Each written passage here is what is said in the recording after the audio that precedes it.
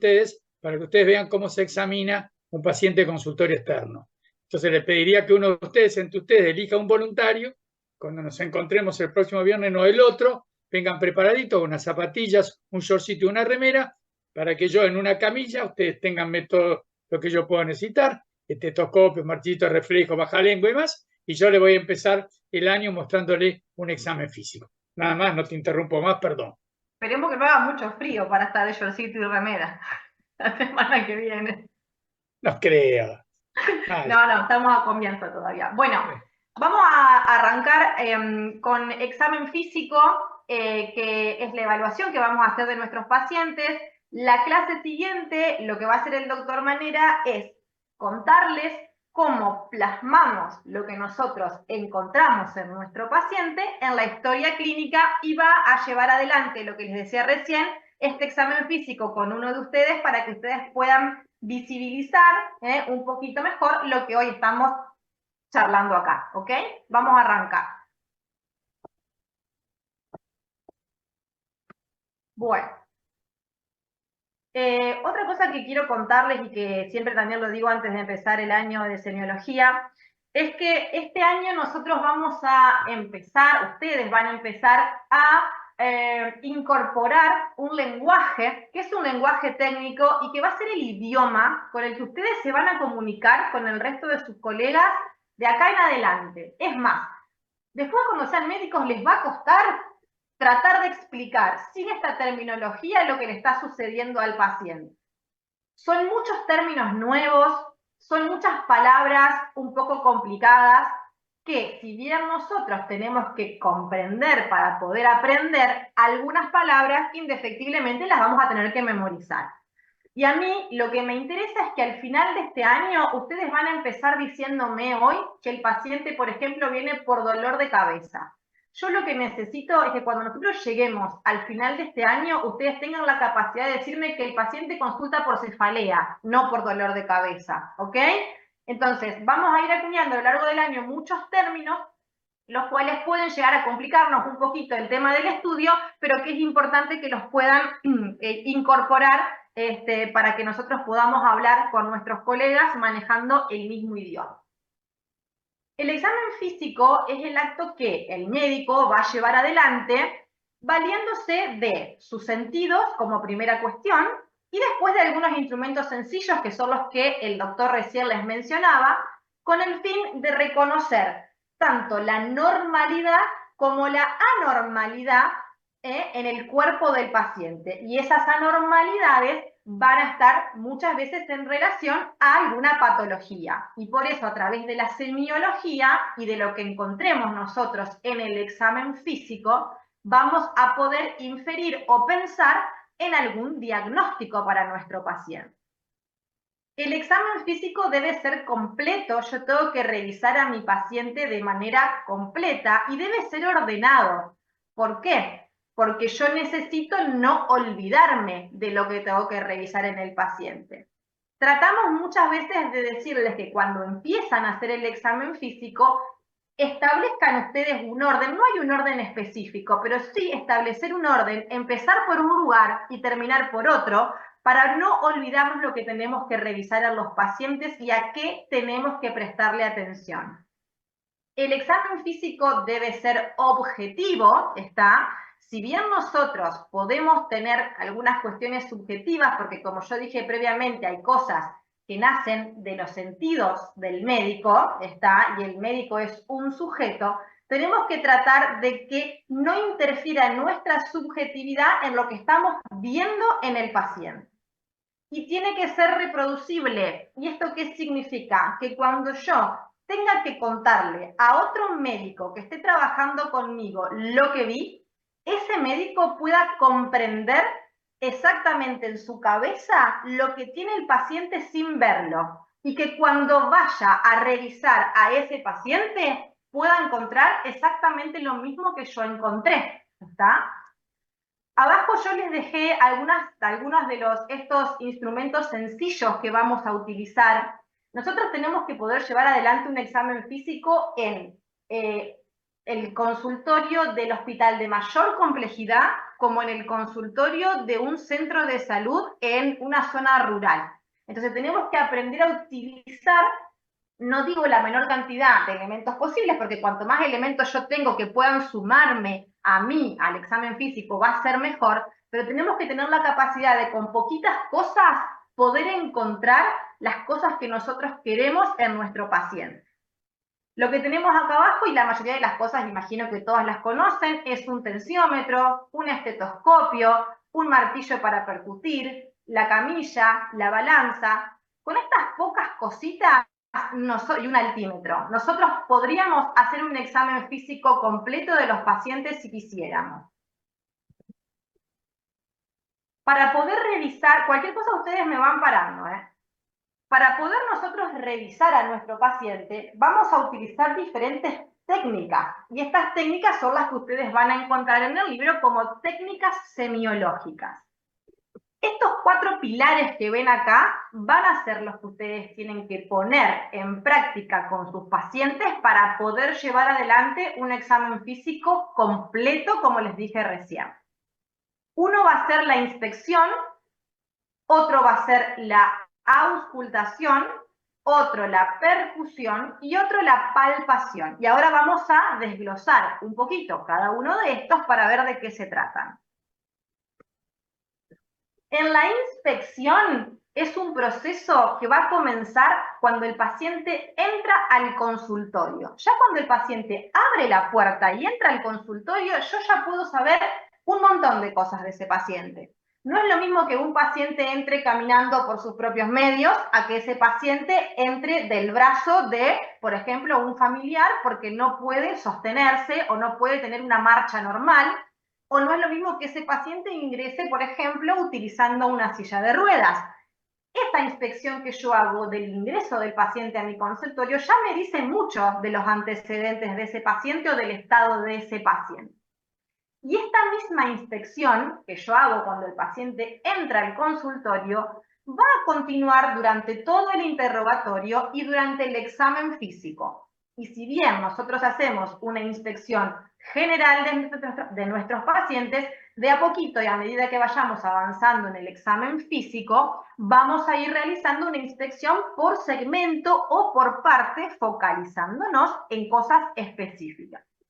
Cuando nosotros hacemos una inspección general de los pacientes, lo que podemos ver es, por ejemplo, el estado que tiene general en cuanto a su constitución, si es una persona grande, si es una persona delgada, si es una persona obesa. Si bien hay definiciones para todo eso que tienen que ver con números, nosotros ya podemos ver si una persona que ingresa al consultorio está excedida de peso o no. ¿Sí? ¿Alguien me quiere preguntar algo o no? Porque no los puedo ver, chicos. Yo al tener la presentación no los puedo ver y si escucho ruidos, me parece que me quieren preguntar algo. También el color o el estado de la piel es importante, y en cuanto al color y el estado de la piel, es muy importante que el consultorio de ustedes tenga una adecuada iluminación. Y esto no siempre se da. A veces nos pasa que tenemos consultorios que no tienen ventanas, pero lo ideal es que podamos tener la luz del consultorio, pero que podamos tener también la luz natural. Muchas veces las alteraciones en el color de la piel son más fáciles de identificar cuando yo tengo la luz natural y no la luz, por ejemplo, amarilla que tengo en el consultorio con las ventanas cerradas, que puede llegar a mí a hacerme pasar por alto algunos cambios tenues de la coloración de la piel o que no son tan notorios, y que tal vez si hubiese tenido una adecuada iluminación los hubiese podido detectar más tempranamente.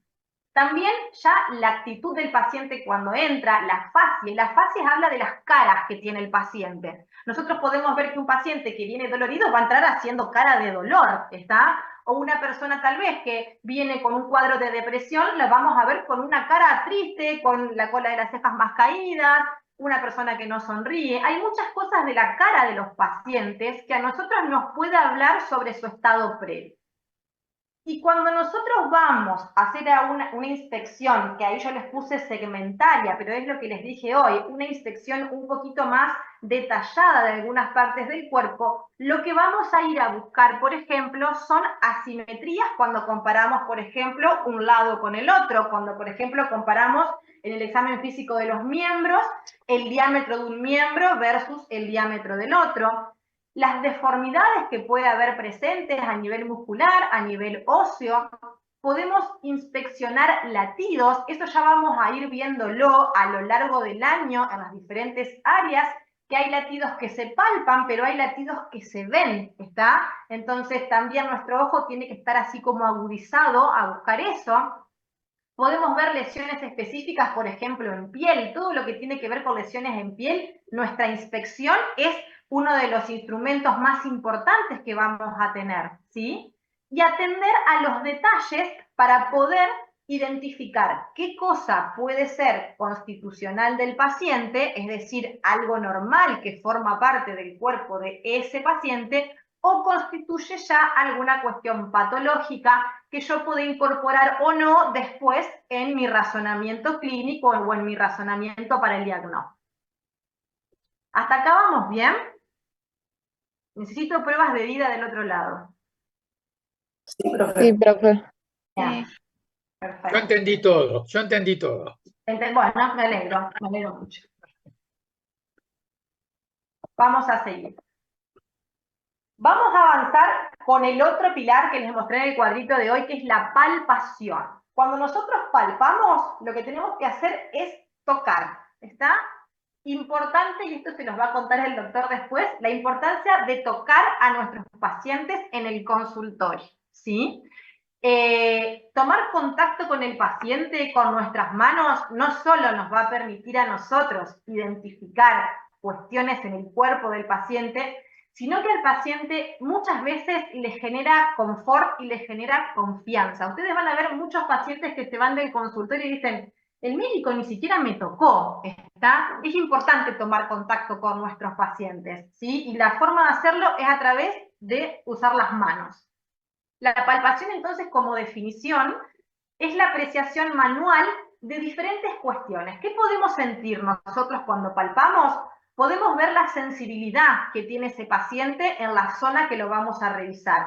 Puede tener una sensibilidad aumentada, la puede tener normal, la puede tener disminuida. Vamos a sentir temperatura con nuestras manos, puede haber una zona que esté más fría y eso me puede hacer pensar a mí, por ejemplo, en que la circulación en ese lugar no es correcta, o al revés, que la temperatura esté elevada y que yo tenga un aumento de la temperatura local y a mí eso me haga pensar en que tal vez ahí hay algún proceso inflamatorio o infeccioso. Vamos a poder tocar la forma. Hay ciertas estructuras en nuestro cuerpo que tienen una forma determinada y yo tengo que saber cuál es esa forma a través del tacto y poder identificar cuando tengo una deformidad.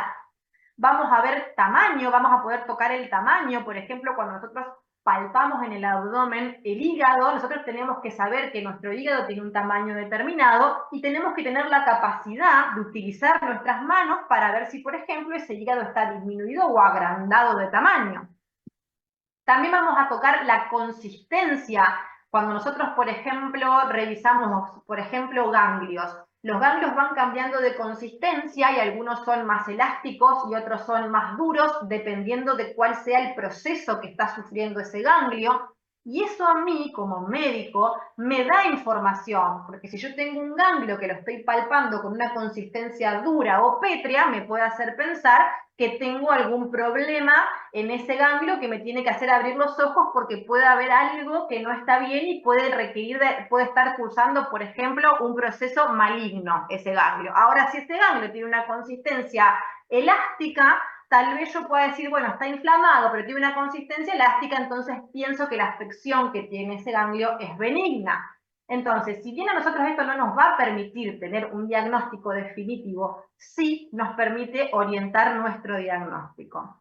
También podemos ver la situación de dónde están los elementos o las estructuras que vamos buscando, o si hay movimientos o no. También podemos palpar latidos, como les dije hace un ratito, Y esos movimientos nos tienen que hacer pensar de que qué estructura es la que tenemos abajo que está generando un latido, o si, por ejemplo, la estructura que yo estoy tocando por debajo de la piel se mueve o está adherida a un plano más profundo, y que también en mi cerebro, después con mi razonamiento clínico, yo diré, bueno, si no se mueve, tal vez sea porque esta estructura que no se está moviendo está adherida y me puede hacer pensar a mí que hay alguna cuestión subyacente que haga que eso se adhiera. Y eso de a poquito en sus cabezas va a ir juntando diferentes como boletos para ir pensando en qué puede tener este paciente o en qué no puede tener este paciente, ¿sí? Hay diferentes técnicas para que nosotros podamos realizar la palpación. La técnica, esto lo van a ver en el libro también, yo ahora les dejé unas imágenes, pero después también la idea es que lo puedan ver con el doctor la semana que viene y que lo puedan ver también en los prácticos. Hay una técnica que se llama monomanual, en donde yo uso solamente una mano, o una técnica que se llama bimanual, donde yo voy a utilizar las dos manos y las puedo utilizar de manera separada y las puedo utilizar de manera superpuesta o yuxtapuestas, o las puedo utilizar de manera opuesta, por ejemplo, poniendo una mano por delante y otra por detrás de la estructura que yo quiera revisar. Y al mismo tiempo, dependiendo de la presión que yo ejerza sobre lo que estoy revisando, esta palpación puede ser superficial o puede ser profunda. La palpación profunda me va a permitir identificar a mí, por ejemplo, órganos en el abdomen que se encuentren en profundidad, ¿sí? Con una palpación superficial es poco probable que yo pueda, por ejemplo, detectar un vaso agrandado o un hígado agrandado. Fíjense acá, les dejo algunas imágenes de lo que les decía recién, ¿está? Esta imagen de acá es un ejemplo de palpación monomanual, y fíjense cómo la mano primero revisa de manera superficial, con los dedos extendidos y apoyando suavemente la mano sobre el tegumento de la piel, y si yo quiero realizar una palpación profunda, voy a doblar un poquito las falanges de los dedos y ejercer presión hacia abajo en la piel para buscar en la cavidad abdominal el órgano que quiera buscar. Fíjense, estos son ejemplos de palpaciones bimanuales donde las manos pueden estar yuxtapuestas o superpuestas. Y fíjense que acá está el ejemplo de la maniobra que les decía con las manos de manera opuesta. Esto es un paciente que está en decúbito supino, y lo que probablemente esta maniobra esté buscando es palpar algún polo de algún riñón. Entonces, con esta mano, lo que yo quiero hacer es llevar el riñón hacia atrás y con la mano posterior empujar el riñón hacia adelante para poder ver si lo puedo palpar. Todas estas técnicas después es difícil explicarlas a través de un teórico, y más que nada si el teórico es virtual. Por eso la idea es que después puedan ponerlas en práctica en las clases de simulación. Fíjense la cantidad de cosas que podemos palpar. Esta imagen, por ejemplo, es una imagen de palpación. ¿Qué les parece que puede estar palpando este médico? ¿Qué puede estar buscando ahí? ¿Alguien se le ocurre? Bacterias. Bien. Nosotros ahí, en esa zona, podemos buscar varias cosas, pero probablemente ese médico esté palpando o esté buscando palpar la glándula tiroides, que se encuentra a ese nivel. También puedo palpar la tráquea, puedo estar buscando tumefacciones, ganglios en la zona, pero es una técnica de abordaje posterior, donde yo me paro detrás del paciente y voy buscando con la yema de los dedos la glándula tiroides. ¿Y acá qué les parece que puede estar buscando en esta palpación el médico? Ganglios. Perfecto, exactamente. Buscando en el hueco axilar probablemente la presencia de ganglios. Otras cosas que nosotros podemos encontrar a través de la palpación son las vibraciones vocales. Todo esto nosotros lo vamos a ir viendo a través del año en los diferentes módulos que vayamos viendo, y cuando aparezca cada una de las patologías, todo esto lo vamos a volver a ver. Pero lo que está haciendo este médico acá, o este examinador, es colocar las manos y probablemente le va a pedir a ese paciente que pueda, por ejemplo, hablar y sentir cómo vibra, o pueda pedirle a ese paciente que, por ejemplo, inspire hondo y podamos ver, por ejemplo, la expansión también de la caja torácica. En esta imagen, ¿qué le parece que está haciendo el doctor o la doctora? ¿Qué está palpando? Cero con el examen. Perfecto. ¿Y ahí por qué? ¿En qué patología piensan ustedes que eso puede darme algún resultado, buscarlo? Sinusitis. Perfecto, muy bien. Los puntos sinusales, también lo vamos a ver cuando veamos toda la parte de sinusitis. ¿Bien? Bueno, hasta acá, ¿vamos bien? ¿Avanzamos con la siguiente? Sí, profe. Sí, profe. Bien. La percusión es otra de los pilares del examen físico, y a mi entender es la que tal vez nos cuesta más poner en práctica, o por lo menos a mí me costó bastante, pero lo veo a veces en los prácticos, cuesta que nos salga, y esto es cuestión de practicar. Así que empiecen a percutirse ustedes mismos, pueden percutir al compañero con el que viven, o compañera, o algún familiar, como para empezar a entrenar un poquito la mano. La percusión lo que hace es poner en vibración los cuerpos elásticos que emiten ondas sonoras. Y todo esto que vamos a ver acá son definiciones bastante teóricas, que después en la práctica ustedes van a ver que no las van a estar pensando todo el tiempo, pero sí vamos a tener que entender para qué lo hacemos, por qué lo hacemos, cómo y qué esperamos encontrar. ¿En qué consiste percutir? En dar un golpecito. Consiste en golpear suavemente la superficie corporal en búsqueda de sonidos. Esos sonidos van a tener ciertas características que a mí me van a permitir conocer el estado que tiene el órgano subyacente. O sea, yo voy a percutir sobre la superficie corporal con el objetivo de conocer el estado del órgano que está por debajo a través del sonido que yo escuche. Y acá entonces tenemos que tener entrenado no solamente las manos, sino también el oído, y esto lo vamos a lograr a lo largo de toda nuestra carrera como médicos, y después de que ustedes se reciban también van a seguir entrenándose en todo esto hasta que lo puedan hacer correctamente. O sea, no se angustien si ahora quieren percutir cuando terminamos la clase y no les sale, porque va a costar un poquito. Hay diferentes técnicas de percusión. Hay una percusión que se llama directa, donde nosotros golpeamos directamente la superficie corporal, y acá el sonido que vamos a obtener es poco preciso y no es la que más utilizamos. La que más usamos es la percusión indirecta, donde yo lo que voy a hacer es golpear mi dedo con mi otra mano, y el dedo va a estar apoyado sobre la superficie corporal, y ahora se los voy a explicar un poquito más en detalle. Vamos a tener, a ver si les puedo mostrar la imagen, lo que hacemos es apoyar uno de los dedos de una de nuestras manos sobre la superficie que queremos evaluar. ¿Está? En general, lo que apoyamos es el dedo índice o el dedo medio. Y lo que vamos a hacer, ¿ustedes ven mi mano ahí? Porque yo no Sí, profe. Sí, se ve. Bien. Lo que vamos a hacer en general es apoyar más firmemente las últimas dos falanges, ¿está? Y dejando la última falange, a ver si lo puedo hacer con el celu, un poquito despegada, ¿está? La última falange queda un poquito despegada. Y las últimas dos falanges son las que quedan más apoyaditas sobre la superficie corporal. Ese dedo se llama dedo plesímetro, es el dedo que yo apoyo. Y es el dedo sobre el cual yo voy a golpear. Por eso esta percusión es indirecta, porque yo no le pego al paciente, le pego a mi propio dedo. Y eso va a generar un ruido que me va a hacer pensar qué es lo que está pasando por debajo de esa zona. ¿Cómo golpeo mi dedo? Vamos a poner este que es más fácil.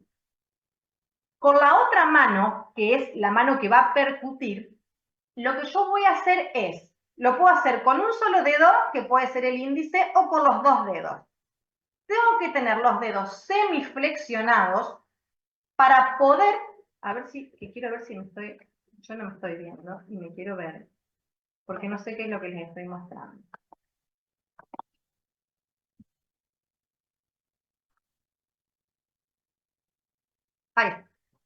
Ahí me veo. Entonces, en general, lo que yo voy a hacer es con estos dos dedos semiflexionados y con la muñeca lo más blandita posible, dar golpes secos sobre este dedo. ¿Está? Esa es la técnica que nosotros vamos a utilizar para poder percutir, ¿sí? Cuando nosotros percutimos y hacemos este movimiento, es importante que ustedes tengan la muñeca lo más blandita posible, porque si no, si yo le pego directamente hacia mi dedo sin tener este movimiento, lo que voy a generar es el sonido de pegarle al hueso de mi dedo. Y la idea es que los dedos caigan de manera perpendicular, los dedos que percuten caigan de manera perpendicular sobre el dedo plesímetro, que es el que está apoyado, para generar el sonido que yo quiero. Y ahora la pregunta es, ¿qué es lo que vamos a escuchar cuando nosotros hagamos esta maniobra y nos salga la maniobra? El doctor Manera se va a encargar de mostrarles la percusión la semana que viene en la clase, ¿cierto? Ya que me diste el pase, hago una sola acotación muy Sí, chiquita. ¿Dónde nace esto? ¿Cómo es la historia de la percusión? La historia de percusión la descubre un médico cuyo padre era tonelero, envasaba vino. Entonces veía que el padre golpeaba los barriles con un palo y de acuerdo a cuál fuera el sonido sabía si el barril estaba lleno, semilleno o vacío. Este hijo del tonelero se dio cuenta que eso mismo se podía reproducir en el examen físico y a través del golpe, como bien le ha explicado Mercedes, descubrir de acuerdo al tipo de sonido si lo que tenía abajo era hueco, estaba lleno de líquido, estaba menos lleno de líquido. La historia de la percusión nace de la observación de un tonelero. Nada más. Muy bien. Bueno, ¿seguimos? Avanzamos. Ahora voy a intentar contarles un poquito. Esto ya lo expliqué recién. Bueno, todo lo que les expliqué recién está escrito acá, para que lo tengan como un pequeño resumen. Ahora les voy a contar qué es lo que vamos a escuchar nosotros cuando percutimos. Y ahora ustedes van a ver que hay unas definiciones de tono, de intensidad, que la verdad es que uno tiene que explicársela, está en el libro y tenemos que estudiarla, pero todo esto, lo importante es que nosotros después lo aprendamos a escuchar con nuestros oídos, más allá de lo que tengamos escrito acá, que nosotros después podamos identificar cuando escuchamos la presencia de este tipo de sonido. Cuando yo percuto, yo voy a poder encontrar, por ejemplo, diferentes tipos de tonos percutorios que lo que van a reflejar es la libertad que tiene la pared que está por debajo para vibrar. Y yo puedo tener sonoridad. La sonoridad es de intensidad fuerte, de tono bajo y es de duración prolongada en el tiempo. Ustedes van a ver que el sonido es como que dura un poquito en el tiempo. Y eso lo vamos a escuchar cuando tenemos, por ejemplo, el pulmón aireado. El pulmón aireado es el pulmón normal. Dentro del pulmón normalmente hay aire. Y cuando yo percuto pulmón, voy a escuchar sonoridad. Y esto a mí me sirve, ¿por qué? Porque si yo al percutir escucho sonoridad, puedo decir que ese pulmón está aireado o está normal. Y cuando yo percuta pulmón y no encuentre sonoridad, tendré que pensar yo después qué está pasando en ese pulmón, que esa percusión no es la percusión normal o habitual de ese órgano. Otra de las cosas que podemos encontrar cuando percutimos es la matidez. La matidez, a diferencia de la sonoridad, tiene una intensidad mucho más bajita y es de duración más corta. Es como un sonido un poco más seco, más cortito que la sonoridad. Y acá nosotros lo vamos a encontrar lo más común y en situación normal en órganos macizos, ¿está? O en masas musculares. Cuando yo percuto órganos macizos o masas musculares, voy a encontrar matidez. Ahora bien, puede pasar que mi pulmón, por ejemplo, que en situación normal tiene que estar lleno de aire y que tiene que sonar sonoro, en ciertas situaciones puede haber un ocupamiento del pulmón, por ejemplo, por una masa, una presencia de un tumor, o benigno, maligno, o una masa que esté ocupando ese espacio, y que yo percuta a nivel pulmonar y encuentre matidez. Entonces, lo que les decía hoy, esto a mí me suma en el examen físico de mi paciente para pensar que en ese pulmón está pasando algo, tendré yo que después ir a buscar más elementos que me ayuden a dilucidar qué es lo que está sucediendo. Lo más importante este año, cuando arranquemos con semiología, es que ustedes empiecen a identificar lo normal. ¿Qué es lo normal que yo encuentro en el examen físico? solamente cuando yo sé lo que es normal, es cuando puedo identificar lo patológico. Yo no quiero que ustedes al primer día escuchen un soplo cuando oculten un corazón. Yo quiero que oculten un corazón normal y que sepan cuáles son los ruidos normales.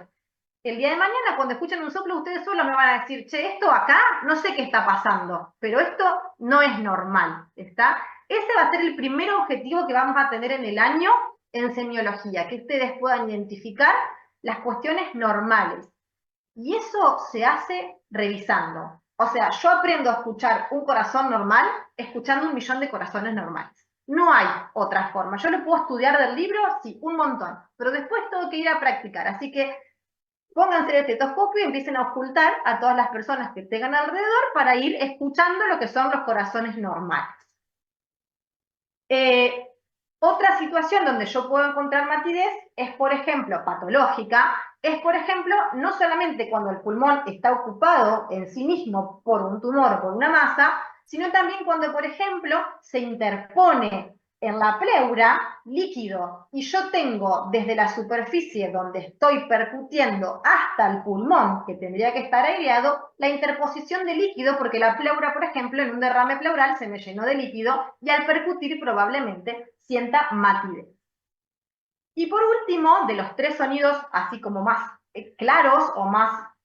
ahora vamos a ver que hay algunos que pueden ir cambiando un poquitito, pero los 3 principales son estos. Está el timpanismo, que es un sonido mucho más musical, con una intensidad mayor a los otros 2, a la sonoridad y la matidez, y lo vamos a encontrar en los órganos huecos que tienen contenido aéreo. Acuérdense, matidez, órganos macizos, timpanismo, órganos huecos.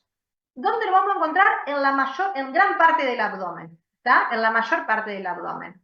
Ahora, importante esto también, de que si yo estoy percutiendo un abdomen y no encuentro timpanismo, tendré que ver por qué. Puedo sentir, por ejemplo, matidez ante la presencia de una masa, de un tumor. Por ejemplo, puedo sentir matidez cuando tengo la vejiga llena de orina, ¿está? Y puedo sentir matidez porque esa vejiga va a crecer, va a salir por arriba del suelo pélvico y voy a poder percutir matidez en un lugar donde normalmente debería haber habido timpanismo. Y después vamos a tener algunas superposiciones o algunas modificaciones de estos sonidos puros, y que son la submatidez, que es cuando nosotros tenemos una superposición, y esto se da claramente, ustedes saben que el hígado, que se encuentra, donde se encuentra anatómicamente, hay una parte del hígado que va a superponerse con el fondo de saco que tiene el pulmón, ¿está? Entonces ahí yo voy a tener un órgano macizo, que en teoría va a sonar mate, porque va a dar matidez a la percusión, pero se me superpone por delante de la parte anterior del hígado el fondo de saco del pulmón, que va a estar con alveolos llenos de aire. Entonces, cuando yo percuta, voy a tener la matidez del hígado, pero por delante de eso voy a tener un poquito de pulmón con aire. Entonces ahí esa matidez no va a ser tan clara y se va a llamar submatidez. Y esto, créanme, que se siente cuando ustedes empiezan a percutir el tórax del lado derecho, van a percutir y van a sentir sonoridad, sonoridad, sonoridad. Cuando lleguen a la parte del hígado que se superpone con esa partecita del pulmón, van a sentir submatidez, y cuando termine ese pedacito de pulmón y quede solamente el hígado, van a sentir matidez. Y esa transición que se hace, a mí, por ejemplo, me permite delimitar cuál es el límite superior del hígado, dónde empieza, por ejemplo, mi hígado a través de la percusión. Entonces, fíjense qué importante que es la percusión, que me permite a mí muchas veces delimitar el inicio o el fin de una estructura. Y la hipersonoridad es cuando, como lo dice la palabra, acuérdense que a lo largo de este año todo lo que sea hiper significa mucho y todo lo que sea hipo significa menos, ¿está? Y esto lo vamos a aplicar a un montón de cosas.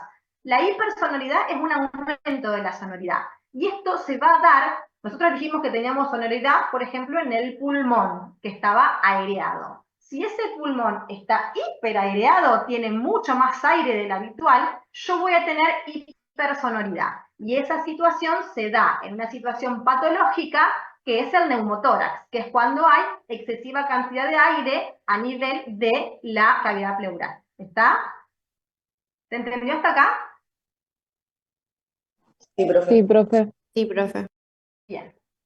Y por último, el último de los pilares que les decía hoy del examen físico es la auscultación. La auscultación, como todo lo anterior, sobre todo como la percusión, requiere entrenamiento, porque yo necesito, como les dije hoy, escuchar muchas veces algo para poder tenerlo grabadito en mi cabeza, ¿sí? Es la apreciación a través del oído de diferentes fenómenos acústicos que se originan, en el organismo. La auscultación puede ser directa o indirecta. La auscultación directa es aplicar directamente el oído sobre la superficie que vamos a escuchar, que tiene poco uso. No sé, Jorge, si cuando vos iniciaste tu carrera la auscultación directa se hacía o si la utilizás hoy por hoy.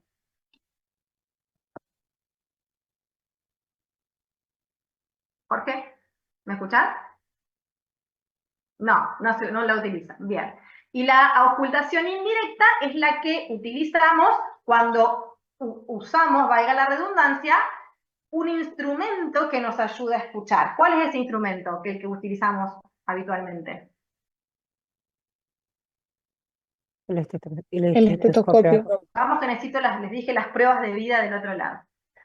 El uso del estetoscopio tiene que ser idealmente personal, ¿está? Cada cual debería tener su propio estetoscopio. Los estetoscopios vienen de diferente calidad, algunos son mejores, otros son peores. Los que son de mejor calidad, sinceramente, cuando nosotros tenemos un oído poco entrenado, nos ayudan a identificar mejor las cosas. Los estetoscopios de menor calidad, necesitas un oído muy, muy entrenado para que tal vez podamos escuchar los sonidos, identificarlos y poder atribuírselos a una patología. Las olivas, que son estas bolitas que ustedes ven acá al costado, tienen que ser blandas. Yo tengo que estar cómodo con el estetoscopio que uso, ¿está? El estetoscopio tiene que ponerse en nuestro conducto auditivo y no nos tiene que estar molestando, porque si a mí me molesta y me duele, donde yo tengo puestas las olivas, voy a estar prestando atención al dolor que tengo en los oídos, en el conducto auditivo, y no voy a estar prestando atención al sonido que quiero escuchar, ¿sí? Y las mangueras deben ser blandas y flexibles. Y a los estetoscopios hay que cuidarlos porque se rompen. Los estetoscopios van a tener en la parte distal una membrana, y algunos van a tener campana, y algunos tienen las dos cosas. Van a ver que hay diferentes modelos de estetoscopios. Estaría bueno que ustedes puedan tener su propio estetoscopio. No hace falta que sea el más caro del mundo, pero sí como para empezar a utilizarlo. La membrana van a recoger tonos más agudos y las campanas tonos más graves. También esto lo vamos a ver de a poquito en cada una de los módulos que vayamos trabajando. Y lo que nos van a permitir evaluar en general la auscultación son la actividad del corazón, los ruidos cardíacos sobre todo, que los vamos a auscultar y que lo vamos a aprender después con sus respectivos focos, la circulación de la sangre. Ustedes saben que la sangre circula por los vasos, y que muchas veces cuando hay cierta resistencia al pasaje de la sangre por ciertos lugares, se pueden generar, por ejemplo, soplos. Y esos soplos no solamente los puedo escuchar en el corazón, sino que los puedo escuchar, por ejemplo, en una carótida. Cuando tengo una obstrucción carotidia, yo con el estetoscopio puedo escuchar un soplo a ese nivel. También nos va a servir para poder auscultar en el tórax la entrada y salida del aire del aparato respiratorio, pidiéndole al paciente que inspire y expire, que meta el aire y saque el aire. Y nosotros vamos a escuchar ahí el murmullo vesicular, que es la apertura que hacen los alvéolos, y por supuesto, cuando lo veamos después en el módulo de tórax, cuando existan otro tipo de ruidos que no son los habituales, veremos a qué podemos atribuirle esos ruidos que sentimos a través de la auscultación. Y para lo otro que vamos a utilizar el estetoscopio es para ver el tránsito del aparato digestivo a través de la auscultación de los ruidos hidroaéreos, de su presencia, de su ausencia o de sus modificaciones, para poder conocer el estado del tránsito intestinal. Importante. ¿Sí? Interrumpo 2 minutos. Sí, ¿cómo no? Digo, para descansar un poquito de tantos datos técnicos que estás dando, una anécdota. Le voy a enseñar ahora de dónde viene el estetoscopio, que también es una historia muy bonita. El que desarrolló el estetoscopio porque al principio se ocultaba lo que describió Mercedes, la ocultación directa, se decía impectory. Yo llegué a hacerlo eso cuando estudiante, apoyábamos la oreja directamente en el tórax del paciente y así ocultábamos. Pero la ocultación indirecta por el estetoscopio lo desarrolló un médico que se llamaba Laennec, hace centurias. Laennec un día tuvo que ir a hacer una visita a domicilio a una paciente que tenía una patología valvular cardíaca y la examinó adelante el esposo y adelante la madre de la paciente, que era una matrona de aspecto bastante intimidante. Bueno, la paciente tenía un gran desarrollo mamario y Laennec tuvo pudor de apoyarle la oreja sobre el tórax del paciente. Entonces, como estaba escribiendo en un manual de notas, arrolló las hojas donde estaba escribiendo y la apoyó sobre el precordio de la paciente. Y se dio cuenta que escuchaba mejor. ¿Pero por qué se dio cuenta que escuchaba mejor? Porque Laennec, aparte de médico, era músico. Es decir, tenía un gran sentido de lo que era escuchar. Entonces, a partir de ahí desarrolló este estetoscopio de madera, que van a ver ustedes que todavía algunos obstetras lo usan, que es el estetoscopio tipo de pinar, el estetoscopio de madera. A partir de ese desarrollo, Laennec prácticamente dejó de ejercer la medicina y ganó vida recorriendo toda Europa fabricando estetoscopios. Pero lo importante es que él se dio cuenta porque unía la capacidad de construir estetoscopio con la de oír, porque era músico, y él era luthier, se fabricaba su propia flauta, ¿no? Entonces, siempre se dice como axioma que la parte más importante de un estetoscopio es la que queda entre las dos olivas, es decir, el cerebro del médico, ¿no? Que queda entre las dos olivas, el cerebro. Yo he visto ocultar un gran profesor, maestro de la cardiología ya fallecido, que escuchaba terriblemente mejor que todos nosotros y le escuchaba con el estetoscopio de los office de enfermería, cuya membrana a veces suele ser de placa radiográfica, es decir, el estetoscopio más berreta que hay. Bueno, el profesor Roviolo ocultaba con eso de la forma más excelsa que yo nunca aprendí a ocultar, ¿no? Nada, digo esto para descansar un poquito los datos técnicos. ¿De dónde nace lo del ENEC? Nace el pudor de... Perfecto. Igual, ya estamos por terminar de toda la cuestión técnica. Después, si querés, le sumamos alguna cuestión más. Estas son imágenes de cómo se lleva adelante la ocultación, de la posición que toma el examinador cuando yo voy a ocultar tórax, por ejemplo. También lo vamos a ver más en detalle muchas veces a esto. Es importante que cuando yo oculte pueda hacer una ocultación, primero de un lado del tórax, después del otro, y después hacerlo de manera comparativa para poder comparar justamente si la ocultación es exactamente igual de los dos lados o si hay alguna asimetría en esa ocultación o en los ruidos agregados que yo puedo escuchar. La ocultación del tórax no solamente tiene que ser posterior, sino también tiene que ser anterior, y no solamente en la búsqueda de los ruidos cardíacos, sino también en el examen, del aparato respiratorio. Esta imagen puntualmente que ustedes ven acá es el examinador está ocultando probablemente un foco cardíaco, esté haciendo ocultación cardíaca para poder identificar los ruidos, para poder identificar el ritmo cardíaco. Si bien yo el ritmo cardíaco también lo puedo identificar a través de la examinación de pulsos periféricos, el pulso central que yo voy a sentir es el del latido cardíaco, y yo ahí puedo identificar si el ritmo del ritmo cardíaco es regular o irregular. Y fíjense la importancia, ¿no?, de que yo puedo inclusive detectar una arritmia en el consultorio examinando a un paciente con un estetoscopio. Y acá traigo un poco a colación lo que dijo el doctor de la tecnología y demás. Yo no siempre necesito un electrocardiograma para saber que el paciente tiene una arritmia. Tal vez yo requiera el electrocardiograma para saber qué arritmia tiene el paciente y poder ponerle un nombre definitivo, pero yo tengo que tener la capacidad de que si estoy revisando un paciente en consultorio que vino, por ejemplo, a un examen general, a un control general, encontrarle tal vez una arritmia, por ejemplo, una fibrilación auricular crónica, que el paciente no tenía ninguna sintomatología, y yo en el examen físico detecto el ritmo cardíaco irregular a través de la simple ocultación y la utilización o de mis manos en la palpación del pulso o de un estetoscopio en la ocultación cardíaca. Y fíjense la importancia entonces de revisar al paciente que tengo enfrente y no de hacerle solamente la orden para que vaya a hacerse un electrocardiograma de control, ¿está? Porque podemos detectar cosas de manera mucho más temprana y lo que nos va a permitir intervenir con ese paciente y prevenirle un montón de complicaciones. Y lo otro que les mencioné hace un ratito es que también utilizamos el estetoscopio en abdomen para identificar los ruidos hidroaéreos. Importante que también se los vamos a decir en la clase de abdomen. Cuando yo vaya a ocultar abdomen, la ocultación es una de las primeras maniobras que yo voy a hacer en abdomen.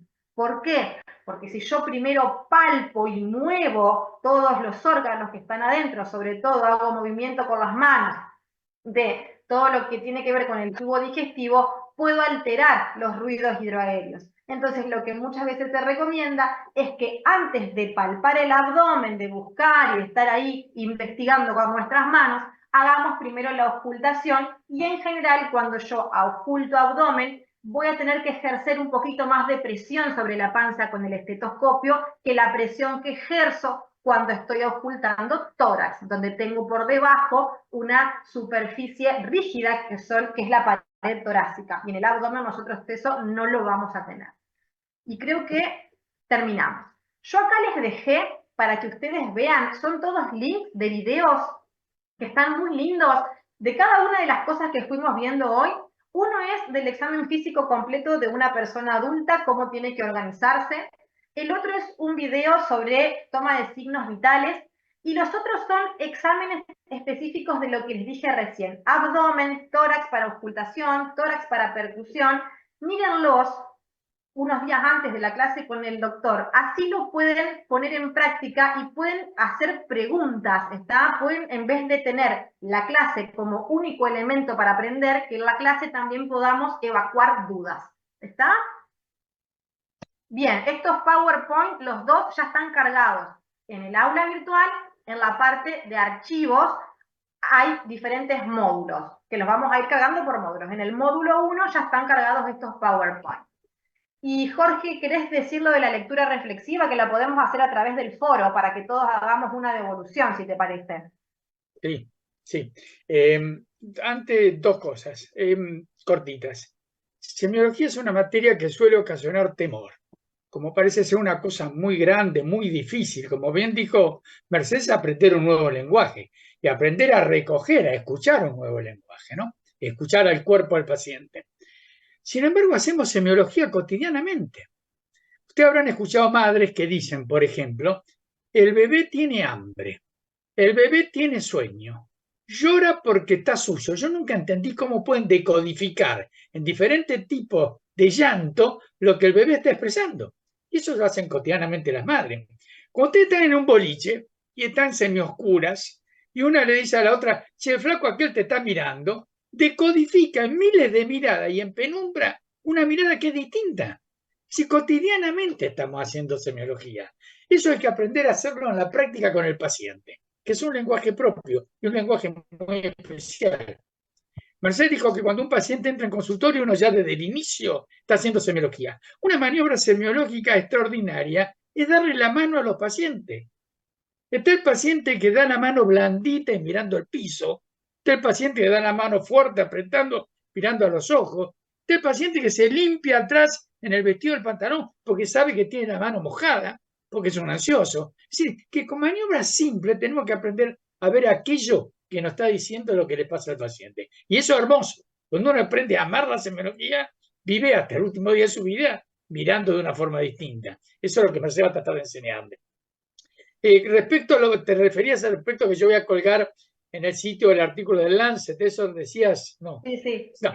Hay un artículo del Lancet, que es una revista inglesa que ustedes después van a leer mucho, que tengo un artículo que está traducido en una mala traducción, van a ver que la traducción no es buena, pero un artículo muy cortito que habla de la importancia de tocar al paciente. Yo durante muchos años en la primera consulta, a veces cuando la consulta no era de urgencia, era un chequeo, por ejemplo, le otorgaba 20 minutos, 25 minutos para que el paciente hablara y no lo cortaba. Y le pedía análisis para verlo la vez siguiente. Pero nunca en esa primera visita lo dejaba de pesar y le dejaba de tomar la presión. Pero no por el simple hecho de pesarlo y tomar la presión, sino que en el gesto de subirlo a la balanza le agarraba el brazo. Y por el gesto de tomarle la presión lo tocaba. No hay peor cosa a un paciente que salga y dice, ni me revisó, ni me tocó. Eso es tremendo. Entonces yo, cuando no tenía tiempo y solamente lo interrogaba, lo pesaba y le tomaba la presión. Pero como una argucia para tocarlo, porque el tocar remite al contacto madre-hijo. Y esa es una cosa que aún en el adulto es tremendamente tranquilizador. Que el médico toque, que se aproxime humanamente, todos los que hemos sido pacientes, y yo lo he sido, es algo tremendamente tranquilizador. Eso, después se lo paso en el foro, para que lo lean. Es muy cortito, pero explica por qué el tocar más allá de la semiología, va el contacto del humano. Es decir, yo te cuido. Eso es algo extraordinario en la medicina. Poder decirle a otro, yo te voy a cuidar. Y por eso hemos sido médicos. Pero es la vocación de médico, ¿no? Eso. Bueno, mírenlo, fíjense, a ustedes les va a llegar una notificación cuando esté colgado el artículo y si lo ponemos en el foro, lo ideal sería que todos Lo podamos discutimos, hacer, sí, lo discutimos. ponemos en el foro y poder que nos den su análisis inicial de este año y van a ver cómo también sus opiniones a lo largo del año, y cuando termine el año, van a cambiar en muchísimas cosas porque van a ir adquiriendo un montón de conocimientos. Tercero se finaliza con muchísimos conocimientos nuevos en la cabeza. Bueno, ¿preguntas, dudas? Profe, y relación a las clases del viernes, de los viernes, yo vi que vamos a 2 hospitales. ¿Vamos a ir siempre a uno o vamos a los 2? ¿Cómo va a ser eso? Las rotaciones van a ser, las rotaciones no las organizo yo, las organiza directamente facultad, ¿está? Los viernes ustedes tienen clases presenciales conmigo y después lo que tienen son las prácticas en simulación. Simulación es dentro del hospital de simulación de UNIR, no es que van a estar afuera de UNIR, ¿está? Las prácticas en ambientes clínicos seguros, que son los hospitales o sanatorios, van a ser los días martes. Y esas rotaciones, infiero que Natalia o Mariela se las van a enviar. ¿No las tienen todavía? No, todavía no. Bien, con lo que ustedes van a empezar es con los prácticos en el hospital de simulación con la doctora Altolaguirre los viernes en la sede de UNIR, ¿ok?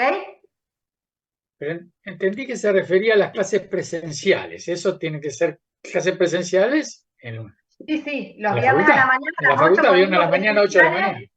Claro, ellos también los viernes tienen el práctico de la parte de simulación, pero no es en un hospital, sino que es dentro de UNIR. Ah, sí, porque el sanatorio Delta y me confundí porque es martes, no viernes. Claro, exacto, sí. ¿Alguien más me dijo, profe? Yo, porque vi que a los viernes hay 2 horarios del simulacro. En realidad, ¿Cómo van a hacer? ¿Van a todos? No. Es probable que pasen grupos chiquitos de a 1 hora, porque la idea es que puedan trabajar. Eso a ustedes les va a llegar desde facultad la planificación de la parte práctica y van a tener diferentes comisiones y es probable, como somos tantos, que es preferible que sean comisiones chiquitas y estén 1 hora haciendo el práctico y no tal vez que sean 50 y que estén 2 horas haciendo un práctico, porque 50 personas tampoco está bueno poderlo trabajar. La idea es hacer comisiones más chiquitas y que vayan pasando de a 1 hora. Yo ahora voy a hablar con Natalia o con Mariela para ver cuándo se los van a enviar a eso, pero eso va a arrancar recién en abril, porque ustedes saben que este viernes no tenemos clase, o sea que arrancaría el día de la clase teórica con el doctor. ¿Sí? Quiero decir una cosa, Bueno, los quiero felicitar por una cosa interesante. Así como tuvimos 13.6 a las 8:15, tuvimos 52% a las 8:30 de cámaras prendidas. Ya 52% es bastante. Y después me alegré mucho porque los vi a muchos anotar, escribir la clase. El escribir la clase sirve también para fijar conceptos, que ustedes lo van a leer en el libro.